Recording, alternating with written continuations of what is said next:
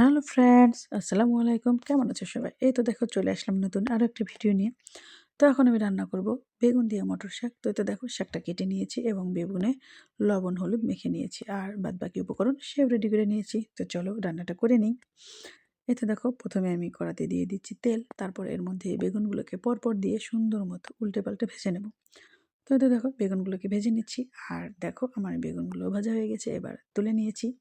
এতে দেখো তারপর ওই তেলের মধ্যে দিয়ে দিলাম ফোড়নে রসুন এবং শুকনো মরিচ। তো এবার এটাকে সুন্দর মতো ভাজা ভাজা করে নেব। তো ভাজা হয়ে গেলে তার মধ্যে দিয়ে দেব আগে থেকে কেটে ধুয়ে রাখা পেঁয়াজ মরিচ।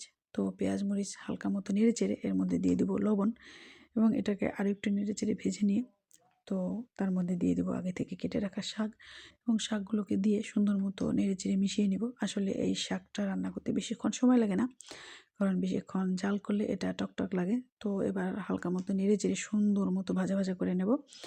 এই তো দেখো আমার শাকগুলো ভাজা ভাজা হয়ে গেছে। এবার এর মধ্যে দিয়ে দেবো আগে থেকে ভেজে রাখা বেগুন। তো বেগুনগুলো দিয়ে সুন্দর মতো নেড়ে চেড়ে নামিয়ে নিলেই রেডি হয়ে গেল বেগুন দিয়ে মটর শাক। তো আমি তো এভাবে করি, তোমরা কে কীভাবে করো প্লিজ কমেন্টে জানিও। আর আমারটা কেমন আছে সেটাও বলো প্লিজ। টাটা।